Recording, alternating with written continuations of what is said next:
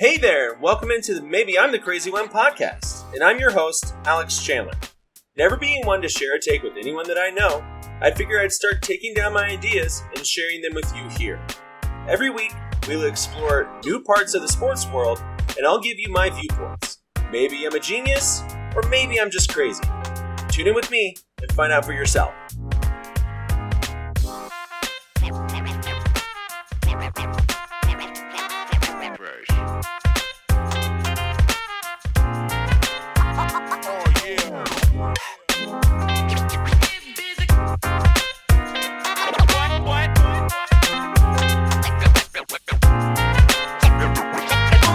What up, guys, and welcome into episode 5 of Maybe I'm the Crazy One podcast. I'm your host, Alex Chandler.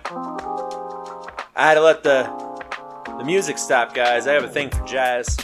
I used to do jazz back in the day, so anytime that I can incorporate jazz into my lifestyle, we let it go. So with that being said, that was all the extra time we had today. We're going to be pushing the envelope in terms of things that we have to talk about. We had some breaking news pop up again while we were, recording the show today. And so we'll get to that first and foremost, just so we get it out of the way. We're going to talk some NBA trade news, or rather potential trade news. Most notably KD to the Warriors. Everybody's talking about how Andrew Wiggins has to be involved in that deal, and I just don't think that's the case. And I think we can see another level that we didn't see the first time KD was in Golden State, but we'll get to that in a little bit. Donovan Mitchell to New York. I don't know if that's the best spot for him, but we'll break it down, as well as why the hell does New York continue to do this and just hurt their fans in the process. We're going to talk about microwaving things, but not in an actual microwave, but more so in the NBA, and what teams could get away with doing that versus not. We'll talk some Kyrie. There was some news that came out this week that he was looking now to stay in Brooklyn, and I just don't believe it. The quarterback list that we talked about on Tuesday, there's some brothers and sisters that it has now with all the other players in the league by position, and so we'll break some of that stuff down where I see some problems, where I would make some adjustments. And then we'll break down the NFC North to end up the show. So first and foremost, let's start with the NBA. Get that knocked out. Our breaking news today was that DeAndre Ayton had signed with the Pacers for 4 years, $133 million. Now, if you remember from episode 2, DeAndre Ayton is a center for the Phoenix Suns, who's a restricted free agent this year. Restricted free agency means that his original team has the ability to sign him to the same exact deal that he had signed with the Pacers, so the Phoenix Suns can match the deal. And he has to honor that contract. I told you guys so. I told you so a week ago that this is the kind of stuff that was going to happen, and I think we're going to see it matriculate more often into the NBA, where this restricted free agency tag is going to be used like the NFL free franchise tag. But except it's worse, because the franchise tag you can really only use 3 times, and if logistically you really can only use it twice. But 3 times on one player. DeAndre Ayton's essentially going to have a 4-year franchise tag now. Now, granted, he could still ask for a trade, ask out, but as of right now, Phoenix isn't looking to offer a sign-in trade to Indiana. Now, that doesn't mean they wouldn't accept one if you came back to them and said, hey, Miles Turner, can we send him to you guys and then also give you some bench depth with, some of our younger players like Chris Duarte? Maybe, but that's a different conversation for a different day. It looks like the Suns are going to retain Ayton at that $133 million 4-year mark. So essentially he's going to be getting $33 million a year, which is in line for what Ayton deserves. So good for Ayton. I'm happy he's going to get paid, whether it's with the Suns or with the Pacers. I expect it to be with the Suns like we just said, but anything can happen. Let's see what happens with that. Other trade news, however, something that could potentially happen, and that I think there's more smoke, or more fire to the smoke rather, with this one than there is some of the other trades that we've talked about. And so let's get to that. And that's KD going back to the Warriors. Now, as I started the show out with, everybody keeps saying, oh man, in order to make this trade work for KD to go back to Golden State, the Warriors are going to have to give up Wiggins, and I don't know if they want to do that or if that makes sense for them. Well, it doesn't make sense. It's also not the only move that they have, guys. Wiggins isn't the only player on that team, and really the only player that's untouchable is Steph Curry, right? Now, in previous podcast episodes, we had talked about some trades with Golden State that I thought would make sense, or that the moves that they should do, and one of them is going to be encompassed here. Guys, I got to tell you, Wiggins right now, for everything that has been said about him, everything that I have said about him in the past, he's the second most important player on the Golden State Warriors right now. Now, you don't trade your second most important player to go and get a second most important player again. But there is another player that can be added to this deal that helps the money make sense. It's a guy that probably won't have his value any higher, like we've talked about before. Somebody who you could sell right now, and then it's advantageous for you and the team that you trade him to. That's Klay Thompson.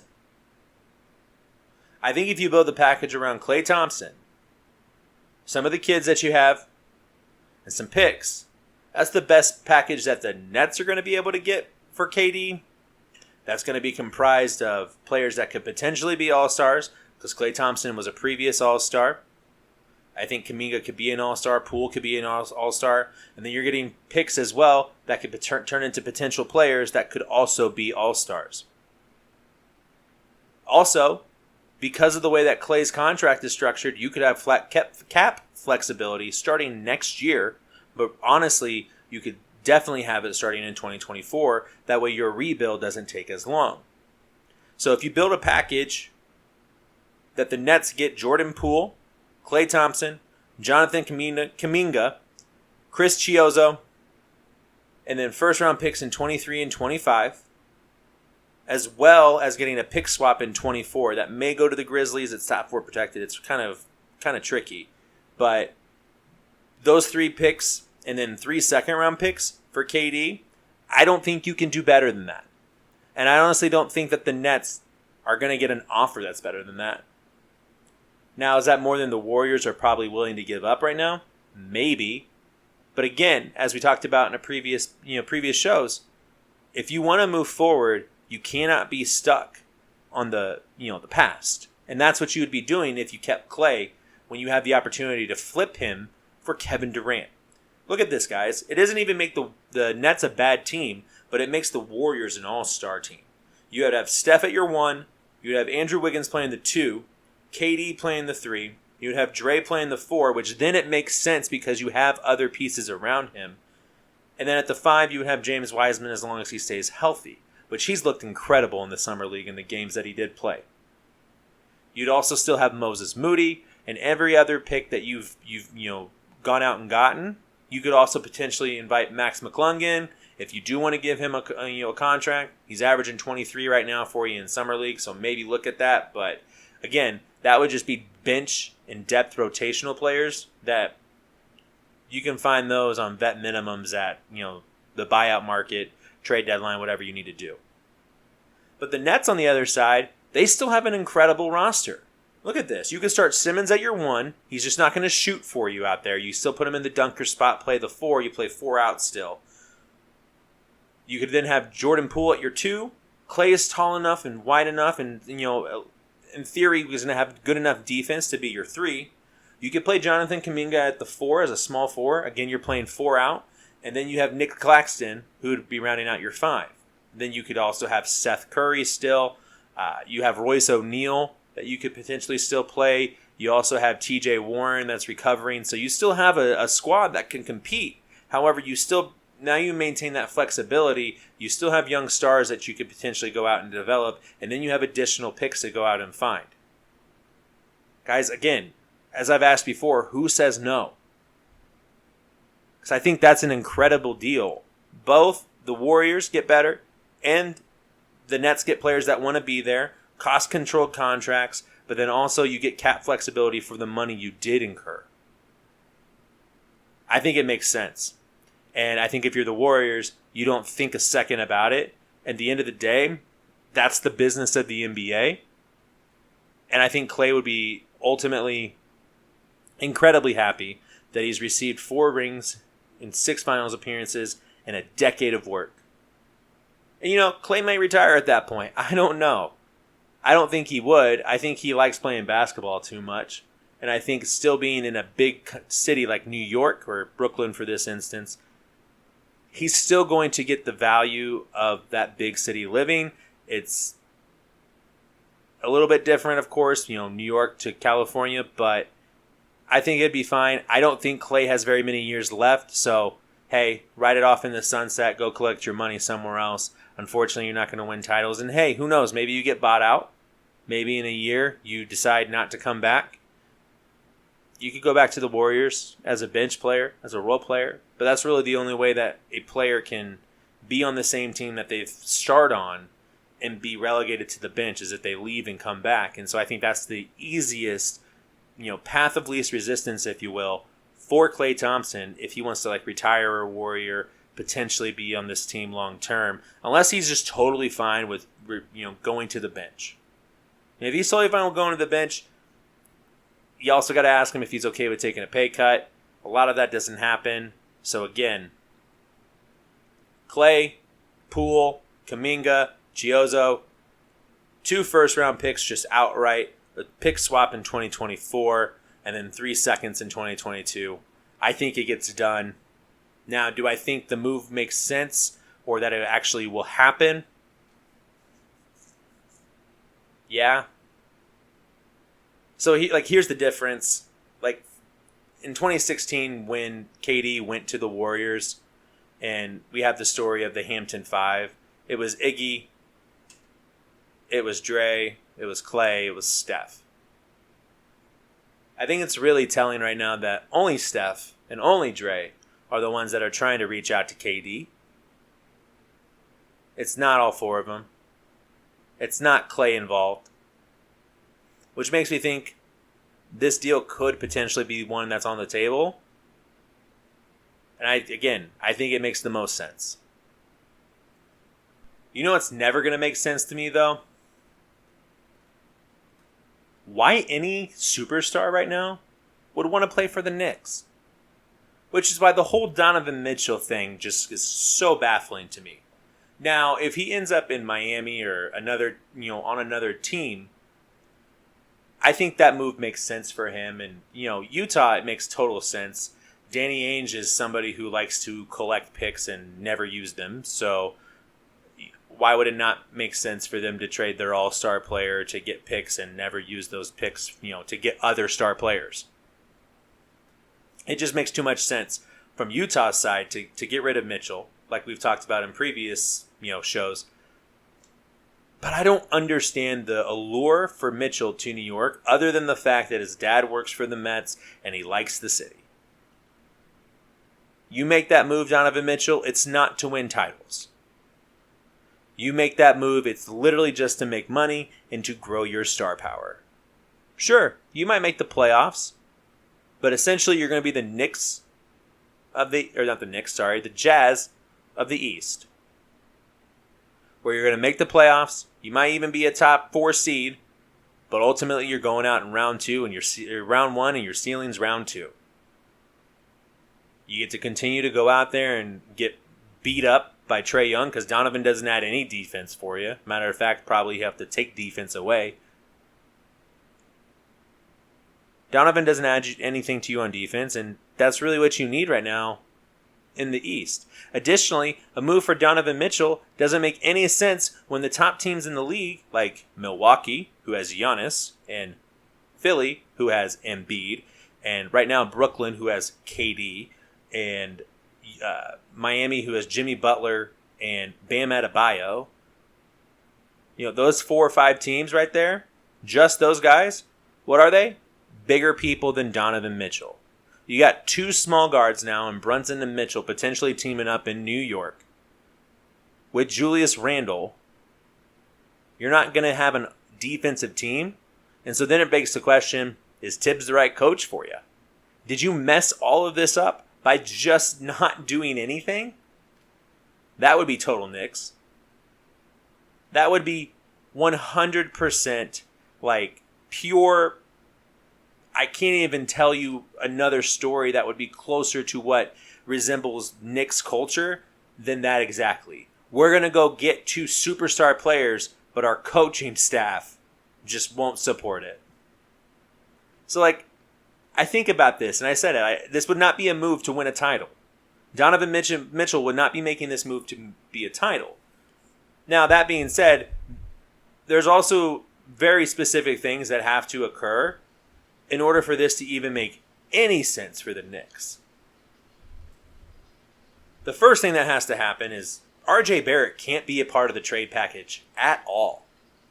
You got to keep RJ Barrett as long as you possibly can right now. And he may not re-sign, but you have that staying power being in New York. It's the same reason Mitchell wants to be there, that maybe you can keep RJ Barrett. But then you're still running out Brunson, Mitchell, Barrett, Randall, and Robinson. That's your 5, which isn't a terrible 5. But again, it's not a championship level 5. But if you have to add RJ Barrett into this deal in any capacity, you better not be putting any picks in it, because you're going to have to replace what RJ Barrett provides to you in the draft next year. One thing that New York does have going for them is they made that big trade for pick 11 this year to send Ousmane Dieng to the Thunder for those 3 heavily protected first-round picks. They could utilize those as well as their own pick, potentially other picks, and just trade a bevy of picks to the Jazz without giving up any players, but then you still have to make the money work, so of course you'd have to add like Evan Fournier, probably, Obi Toppin, Emmanuel Quickley, get a couple young players in the deal as well, potentially preserve some of your picks. So the best thing that I could think that they would come up with is an Evan Fournier, Obi Toppin, Emmanuel Quickley, and the 4 first-round picks, including the 3 that are heavily protected. I think that could potentially get it done for you, but again, what are you giving up to get it? I think it's a net neutral, really, if not net negative, because of the defensive aspect of Donovan Mitchell. So I wouldn't do it. But if Donovan Mitchell really wants out, he really wants out of Utah, I think I have a place that would make a ton of sense. And I don't know why I didn't think about this earlier, before today, but this makes a ton of sense. There's another restricted free agent out there. Remember, we talked about it with DeAndre Ayton a little bit ago. And you remember how they can sign and trade those contracts, but also match those contracts, all that fun stuff. Well, what if I told you there's another team? It's probably a couple pieces away, but this wouldn't be microwaving it. You can do it without adding a bunch of picks to the deal. And you don't get off of, 6 of your top 7 role players. Send Donovan Mitchell to Cleveland. You could potentially do a sign and trade with Colin Sexton, sending Colin Sexton to Utah. Or if you want to go ahead and keep Sexton because of the injury, or they don't want to take him, then you can add Karis LeVert that is, to the deal. Also add Isaac Okoro, Lauri Markkanen, with picks in 24 and 26, as well as 3 seconds. I think that would be enough. Now, you do want to probably put some protections on those picks, specifically 26, just in case Donovan Mitchell doesn't end up re-signing with Cleveland. You would probably put it as a lottery pick, so top 12, top 14, somewhere in that area. And then it would end up conveying to an unprotected pick in 27. But that way you can protect yourself in the deal. But then you also get a starter while not giving up too much. So your starting 5 at that point in Cleveland would be Darius Garland, Donovan Mitchell, Ochai Agbaji, Evan Mobley, and Jared Allen. And then off your bench, you'd either have Sexton or LeVert. Now, you could potentially add both of them in there, but then I probably wouldn't add an Okoro. I think Lauri Markkanen is obviously expendable with the growth of Evan Mobley, as well as having Jared Allen on that team.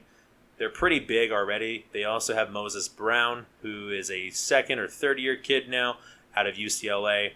So they have some size. They have some talent in the front court. I think they can, let go of Lauri Markkanen, provide him to Utah, which could potentially be a trade piece for them in the future as well, similar to what Sam Presti's done in Oklahoma City with the Thunder.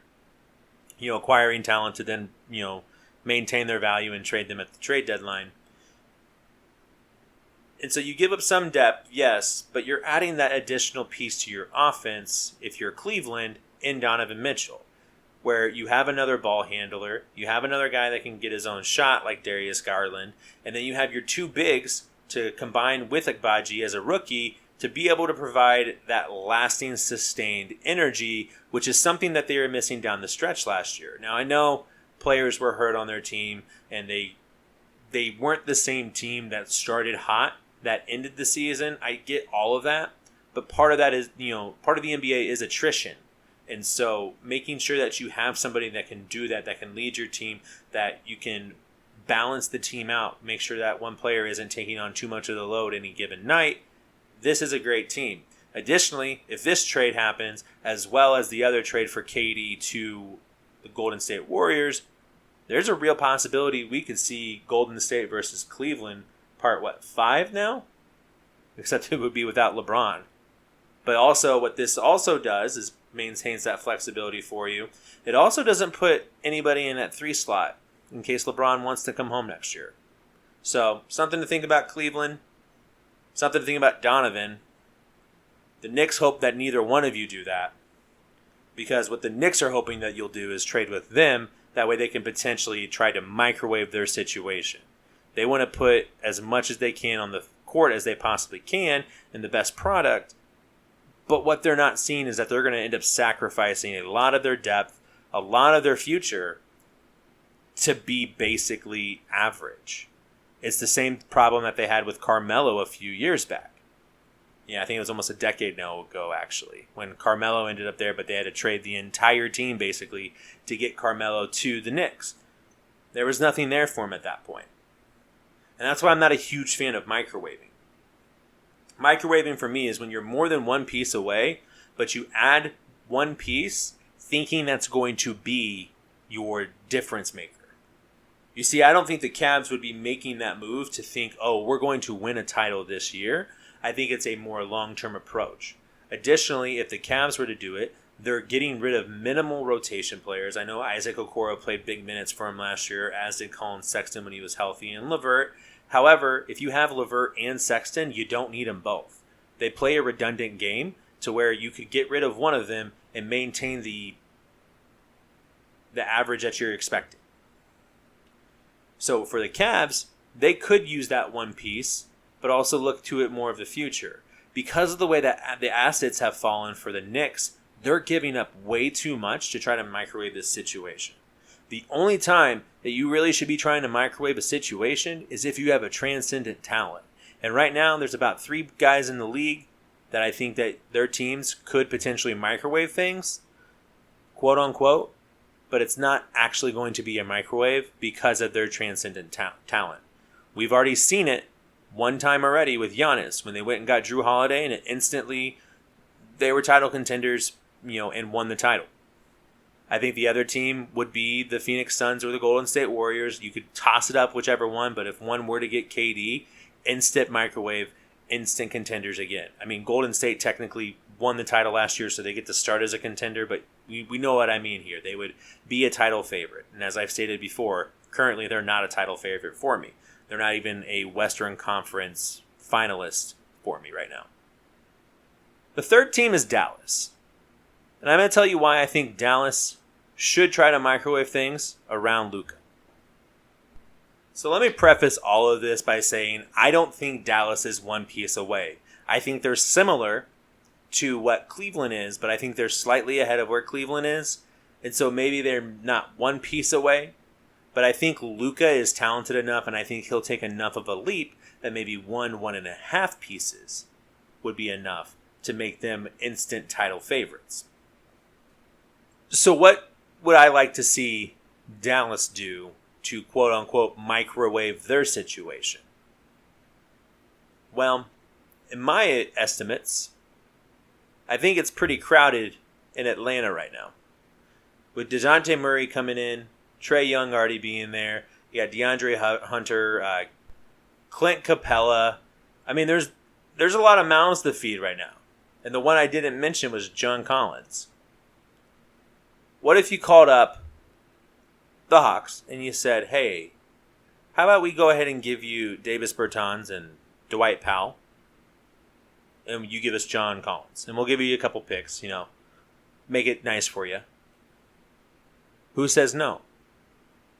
I think that gives a little bit more spacing for the Hawks.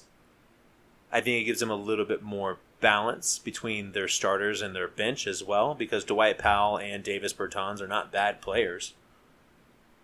And then for the Mavs, it allows them to truly go 4 out, maybe even 5 out on some cases, because they would be running out with Luka and Dinwiddie and THJ, Tim Hardaway Jr., as well as Christian Wood and now John Collins.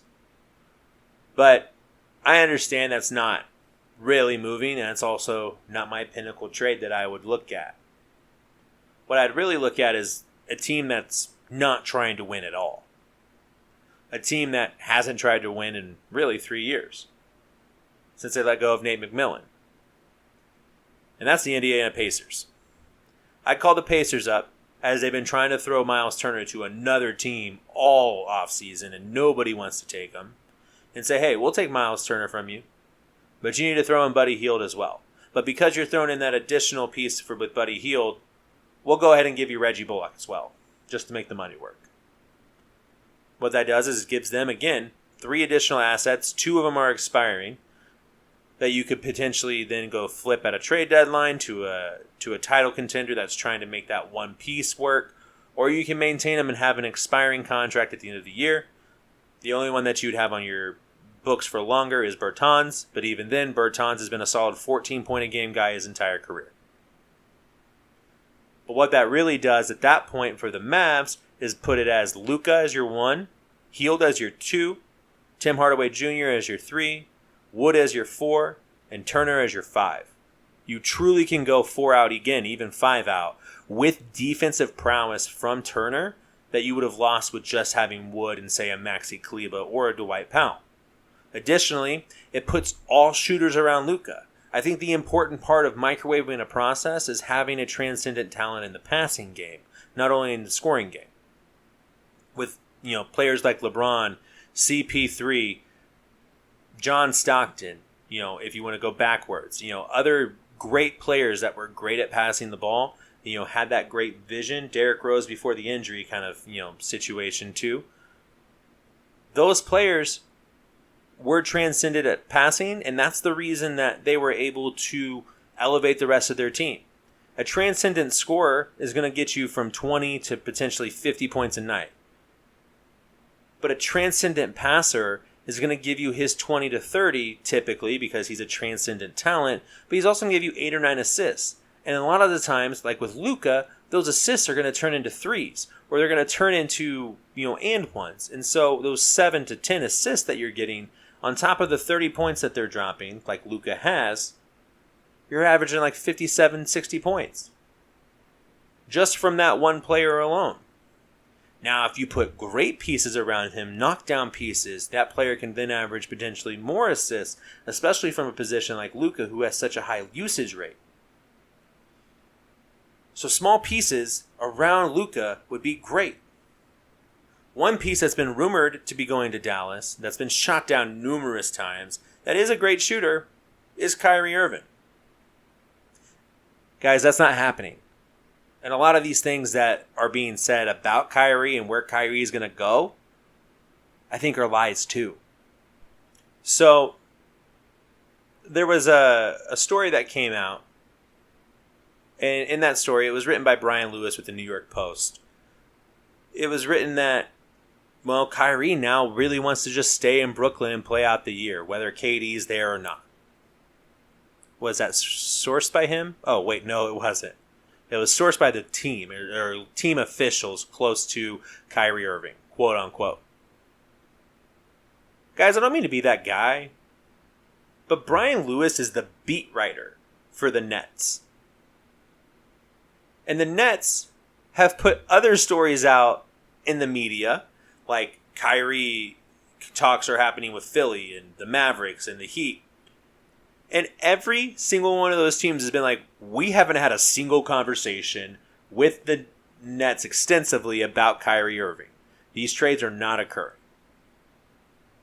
The only conversations that have been confirmed, both by the team and by the media sources, is the Los Angeles Lakers trading for him for Russell Westbrook. There's no trade value for Kyrie. Kyrie hasn't came out in public. He said, I want to be a Net. All he said is, well, I'm doing my player option. We'll see you in the fall. He could have even said, I'll see you Brooklyn in the fall. I'll see you New York in the fall. He could have said anything to show commitment to the Brooklyn franchise. Yet he chose not to. And he's continuing to choose not to. And as a matter of fact, when he was on the red carpet a few weeks ago, he was asked if he wanted to stay in Brooklyn, and he basically pled the fifth. So I don't believe this bullshit story from Brian Lewis. I believe it's a media plant by the team to try to increase the trade market value between the Nets and the Lakers. And it's not going to work because, again, something's going to be out there and it's going to be refuted. This is 100% just posturing. We want to try to get the best trade package available for KD and Kyrie. And so let's go ahead and say that other teams are interested, or even Kyrie himself is interested. Now, I don't think Kyrie will come out and say anything to the contrary, because I think that may end up hurting his potential to be with the Lakers. I think he sees it as, okay, this is them posturing, and so this is the best. They want to trade me to the Lakers, but this is for them to get the best return possible. And that's more about draft picks as opposed to players, I believe. I think the players have already been determined and agreed upon. I think they're trying to figure out the draft pick situation. I also think that they might be trying to bring in a third team to take on some contract stuff. So I don't believe this. I don't believe this for 1 second. And I don't believe Kyrie is going to end up on any other team than in Los Angeles. And if he's on Brooklyn, I'm not even sure he plays for Brooklyn. But either way, what I do know is that this is a media plant, in my opinion, by the Nets to try and get more value out of the Lakers for the Kyrie trade. But that being said, the media isn't used for all bad. Sometimes they deliver nuggets of fun. I mean, shit. We're here doing a podcast. This is technically media. I think that we're having a good time here. And I think that's something else that's kind of fun is that yearly we get to get these lists from, the big media people, right? And this year, Jeremy Fowler was able to give us one. And we kind of talked about it on, Tuesday, the first episode of this week. That was where the quarterback list came from. And I'm not going to go down my list here for the rest of the rankings. I'm not even going to go over the total rankings. I just want to go ahead and talk about some points that were shown to me in these articles that I just really can't wrap my head around or agree with. And that's okay. And if you want to see my full list or we want to talk about full list, in the future, let me know. I'll be glad to do an entire segment on my full list for you if you want to know my top 10 running backs in the league. But right now, I don't think we have enough time for that. And honestly, I just want to get to these quick hit points for the skill position guys, as well as a couple defensive guys that deserve a lot more credit than they were given in these posts. So first off, and this is a small thing, but they have Devontae Adams, number 1 overall wide receiver. If Devontae was still in Green Bay, I'd have no problem with that. I think Devontae's an incredible talent, and I think his play will transcend the quarterback play, with it being Derek Carr as opposed to Aaron Rodgers. On my list, for example, we had that difference between 10-3, or 10-4 rather, I believe, one of the two. But either way, I think he'll be fine. But the problem is that Aaron Rodgers is so incredibly valuable. And Aaron Rodgers has had other receivers like Greg Jennings, for example, have incredible success with him at quarterback. And so, with the fact that Aaron Rodgers has had success, but Devontae hasn't had success with anybody else at his quarterback, Will his game truly translate? Now, I think it's important that Derek Carr was his teammate in college, and so they have a rapport, and so that will be helpful. But right now, I wouldn't have put him over Cooper Kupp, which is the number 2. I mean, Cooper Kupp won the Triple Crown last year. Cooper Kupp has the same quarterback as last year. Cooper Kupp is healthy. And while it's, he's nowhere near Davante in terms of physical attributes or in the talent intangibles that he has, the work rate that Cooper Kupp gets should put him at number 1. He's also the Offensive Player of the Year from last year. Let's give the man his credit and let him start where we would let any other player start if they put up the same numbers that Cooper Kupp did. If Davante did what he did, if Jamar Chase had done what Cooper Kupp did, both of those guys would be number 1. If Tyreek Hill would have done what he did, he would have been number 1. Justin Jefferson the same way. DK Metcalf. But it's Cooper Kupp. So he's 2. I don't agree with that. Now, is he the number 1 receiver in the league? No. If I were starting my team right now, today, Davante Adams would be high up there. But again, I got to have a high-end quarterback too. So I have a little bit of problem with Davante being 1. I probably would have put him at 3. Is probably what I would have started him at. I would have put Justin Jefferson at my 2. But, it's fine. Number 1 versus number 3, he's not that far off. I just think it's a little unfair to think that he's going to be able to put up the same, statistical, resume that he did in Green Bay right off the rip in Las Vegas. Jamar Chase. Jamar Chase was 3rd out of all the wide receivers. And here's my thing. Again, I want this to be very clear before I say this. I like Jamar Chase. He is a top 5 receiver in this league. Eventually. But guys, he was just a rookie. Give me more than 18 games of this, and I might believe you. But right now, if we're just doing enough of projection, I'm taking Justin Jefferson before I'm taking Jamar Chase. Justin Jefferson has done it, granted, only 1 more year, but he's done it for the 2 years consistently. He's scored, he's gotten the yards, he's set records. So I would have him there. I would also probably have him below Debo. I think Debo is wildly underrated for everything that he does to the team. And I understand that half of his stuff was yardage, like rushing yardage last year, in terms of, whether it was yards, touchdowns, whatever it was. Half of his statistical resume was from running the ball at the end of the season. That's just because they didn't have anybody that could throw it to him. And they weren't starting Trey Lance yet. I think that changes with Trey Lance. I think Trey Lance can throw the ball to Deebo Samuel. And I think Deebo's going to show everybody that he earns that contract. And so I'd probably put him below Deebo as well. But they have Deebo at 9th. If you want to know somebody who I also think is just slightly overrated, but it's more so because of the people below him, it's DK Metcalf. And it's a mixture between who was left off the list, like Keenan Allen, CeeDee Lamb,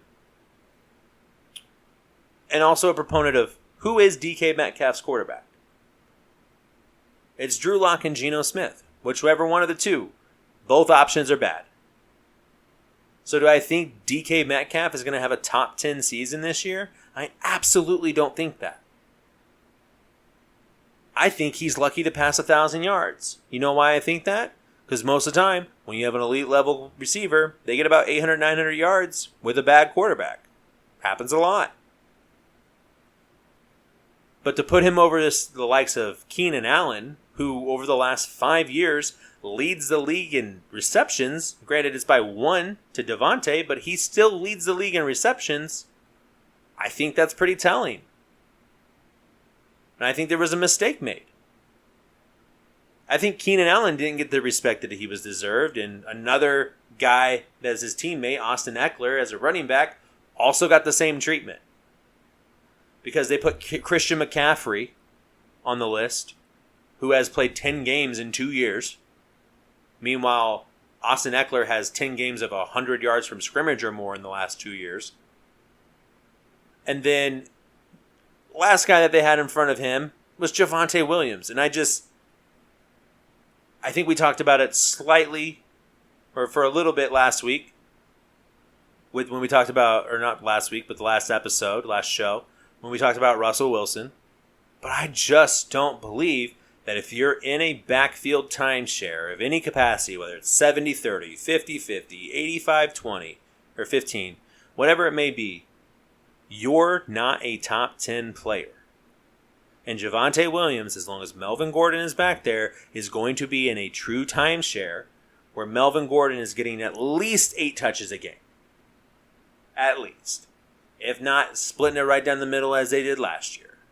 Now again, we have no idea what that's going to look like with Nathaniel Hackett, so why would we do that? If you want to put a young guy back there, if you want to say, hey, we need to have somebody young here other than Najee Harris, that's totally fine. Give me Michael Carter-Williams or Breece Hall. Or not Michael Carter-Williams, that was a basketball player. Michael Carter for the Jets or Breece Hall. Either one of those guys will probably be better this year than Javonte Williams. And I'll go ahead and put a claim to that now. Anybody wants to take that claim, I'll take you up on it. It also kind of slighted a guy like Cordero Patterson, who wasn't even listed. Now, that might be because people were looking at him as a wide receiver versus a running back, but he really played running back last year for the Falcons, and he played well. He played well until he played through injury, and we're going to count that against him? I'm sorry. There's another guy who's had 33 games, and he's missed 23 of them, and he's ahead of him on the list. So you can't tell me injuries are going to knock a player down if they play through them, but injuries don't knock a player down if he doesn't play at all? Or are you saying that he got knocked down from 1 to 7 in Christian McCaffrey? Not far enough for somebody who's played less than a third of the season the last 2 years. Now, the next group I didn't have too much of a problem with. It's kind of the top 4 guys and then everybody else. The biggest problem I had is that they had the probably 23rd, 25th best tight end of all time as the number 1 guy on the list. And then the 3rd to 5th best tight end of all time and Travis Kelce second on the list. I think that's an absolute travesty. I think it's absolutely ridiculous. I don't know why you would say that Travis Kelce is not better than George Kittle. But hey, I'm not the one that made that list. My list would have Travis Kelce number 1. George Kittle would be 2, and then Darren Waller would be 3 with Mark Andrews at 4. I think they had Darren and Mark swapped as well, which is fine. The biggest problem is that somebody like Dalton Schultz made this list, but Mike Gesicki was an honorable mention. I'm sorry. I'm pretty sure Mike Gesicki last year was the 7th best tight end in the league. And so why are we putting him in at 10? Oh, wait, that's right. We're not putting him at 10. We're not even listing him in the top 10. I'm sorry. Did we watch the same games? I know probably the players that played in the games have some of those misremembrances, especially if they beat the Dolphins or they didn't even watch the Dolphins games, which is totally fine. I understand players not understanding it. But coaches, executives, and scouts should know, who the top players are, right? You would think. And so I think the tight end is kind of the position that gets left behind, as well as offensive line and defensive line, interior line play. That's not Aaron Donald. But this is bad. That's egregious. The last 2 points I have are on defensive guys. It's a positive, negative kind of thing. First off, I think Minkah was underrated. He was arguably one of the best defensive players in the league behind Aaron Donald. And he's listed second behind Justin Simmons as your second best safety. And Justin Simmons is a nice player. I'd say he's top 3 in the league in terms of safeties. I have no problem with that. But Minkah is by far and away the best safety in the league. And so I think it's a travesty when you put him at second. But hey, that's totally fine. He did have the lowest min-max. So the way that they did the listing, they told you what his highest position was and what his lowest position. Justin Simmons was 1 to 8, but he had more of the 2s and the 3s. than Minka did. Minka had more 1s, but he had also had some 5s and some 6s, but his lowest number was a 6. So that is some insight there to, like, everybody thought he is an elite player. It's just a matter of not enough people thought he was the best player. And I think the scoring was probably pretty close, so I'll let that one go. But ultimately, Minka, one of the best defensive players in the league. One of the guys that's no longer one of the best defensive players in the league, and it pains my heart, is Von Miller. I thought his 6-year, $120 million contract was insane, even after they came out and said, hey, it's really like a 3-year, $50 million contract. I still thought it was insane. I still think it's insane to this day. And then they had him listed at 6th for outside linebackers or edge rushers, and I thought that was insane. Von Miller, since the Super Bowl, has had 6 healthy seasons. In those 6 healthy seasons, since the Super Bowl, he's had 5 healthy seasons. This will be his 6th. In those 5 healthy seasons, he has 55.5 sacks. That's 11.5 a year. If you want to go back further, 2 of the last 3 years, the 2 years he's been healthy, he had 17.5 sacks. The problem is that 1 year he wasn't healthy matters. And the only reason it matters is because of his current age. When you are at that age, and you've had injury, and you're already showing decline in your value, you're never going to retain your value.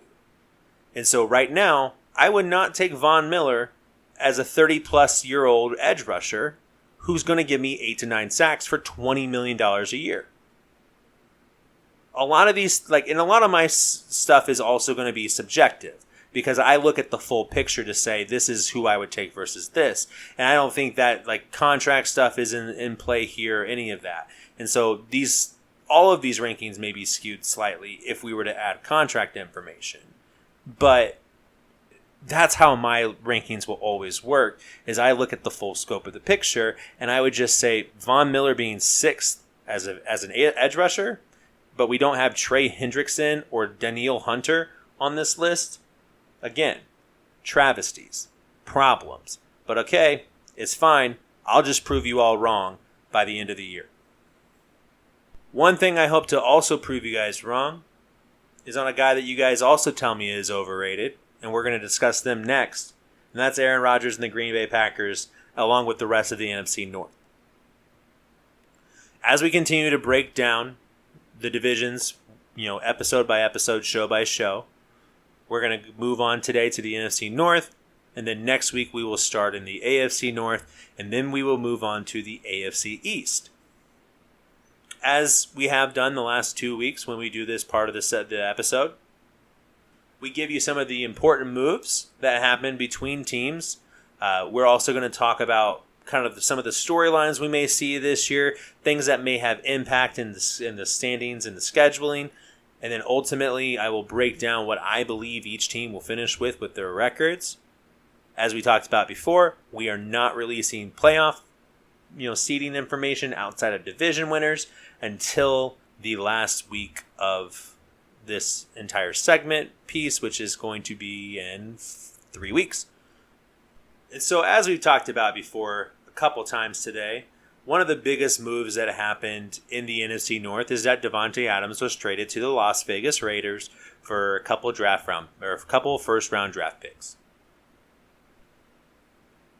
What's not been talked about enough, I feel like, is the loss of Zadarius Smith, as well as the loss of Marquez Valdez-Scantling to the Chiefs. I think those moves will be more impactful than actually losing Davante, as that's one receiver, as well as somebody on their defensive side of the ball, that they have to replace in some other fashion. Now, Aaron Rodgers has shown a propensity to be able to turn B receivers into A receivers, and so I anticipate that the Packers will try to do that with Allen Lazard. However, I'm not sure if Aaron's going to have success with that. Or at least I know you guys are not sure, or you're sure that he won't, rather. But I'm unsure if he will or will not. I hope he does. I think he has the talent to do so, and I think that would show a lot of people that he still has that it factor to him. And it wasn't just Davante doing everything. But, we'll see what happens with that, right? Additionally, how is the offense going to look? Are they going to go more to a run-centered game around A.J. Dillon and Aaron Jones? Or are they going to continue to try to air it out? Will A.J. Dillon improve his pass-catching ability? And so Aaron Jones and A.J. Dillon could run like slip-back sets, kind of what the Panthers tried to do for a little bit there. And, instead of utilizing the pass game, outside the numbers or deep down the field, what if they have more of a, run-based or, screen-based game? That might be something interesting to watch. One team that doesn't have any wide receiver problems, though, right now is a team that we've also talked about in the past, and that's, the Vikings with, JJ and Adam Thielen. And Adam Thielen coming back healthy this year is super important for the Vikings. Additionally, I think Kirk Cousins, if they stay healthy, and Irv Smith Jr. stays healthy, that's another important piece of this, that I think that they could have Kirk Cousins throw for 5,000 yards this year. Does that win him a title? Or does that win him a division, division title? I don't know. I guess we'll find out here shortly, but I think that's something that could happen, and I think we could have more conversations around the best duo in the NFL because Thielen and JJ do deserve to be up there for that. Additionally, they still have Dalvin Cook, and we can't discount the ability that Dalvin Cook's going to have.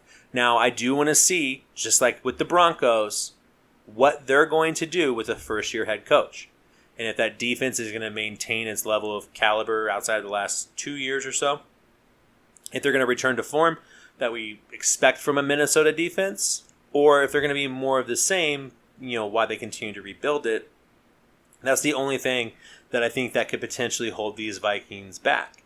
I think they're an excellent team. I think they're solid. I think that they, have a great core of experienced guys that know what they're doing and who they are in this league, to where they could be, a threat in the playoffs potentially. I always hold out, I keep reticence when I talk about the Vikings, similar to when I talk about the Jazz. Just another team that I don't know will ever put it all together to be a successful winning franchise. But this year might be their year. Every year could potentially be, your team's year, and this one might be the Vikings. Whose year it probably isn't, though? The Bears. And it has nothing to do with their quarterback. I think Justin Fields is excellent. I think he's a great young talent in this league, and I think he showed us some stuff last year. The problem is that they still don't have wide receivers. Like, they have N'Keal Harry. They just traded for him. I do not think N'Keal Harry is going to make the difference for that team, let alone for Justin Fields. And so then I ask the question, are the Bears already tanking? Or are the Bears setting Justin Fields up for failure? Because that's kind of what it feels like, is that Justin Fields has been set up without having anything outside of David Montgomery in his backfield, anything truly to speak of. I know, again, they have Darnell Mooney. Please don't tell me about how Darnell Mooney is your one, because he's not a number one receiver. He's a slot guy who's probably going to lead your team in receiving yards, except for the fact that there's nobody else to catch the ball. So, hey, guess what, Darnell? You're double-teamed. They're going to put 8 in the box. They're going to double-team Mooney, and you're going to go, and have a poor season. And it's going to look like it's Justin Fields' fault. But right now, I'm telling you, it's not. It's the organization for not putting any single player that Madden would probably say is a 78 overall on their team outside of Montgomery and Mooney for offensive skill position players. They had opportunities through the draft. There was still players available in the second, third, and fourth round that are expected to have impacts on their teams with limited roles, let alone on your team from the wide receiver position that you could have, fulfilled those roles for Justin Fields and tried to see what you had around him. I'm not ever going to say that I'm a huge fan of Ohio State quarterbacks, but I do like Justin Fields. And I think him starting at Georgia before going to Ohio State kind of gives me that blowback to say, hey, he's not an Ohio State quarterback anymore. Or, he's not the same traditional Ohio State quarterback. Same reason Joey Burrow left Ohio State. He wasn't an Ohio State quarterback. He just happened to play at Ohio State for a little bit. Another team that I think might have some problems this year are the Lions. But I do got to say I enjoy listening to Dan Campbell speak. And I just got to have this one question. Is Jared Goff going to bite enough kneecaps to finish the season?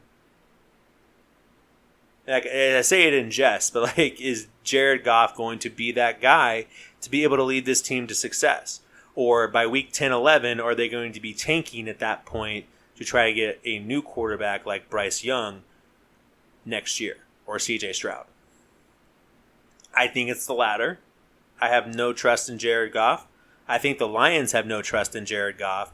And so we'll see Jared Goff pulled mid-season, especially if they're performing, below expectation.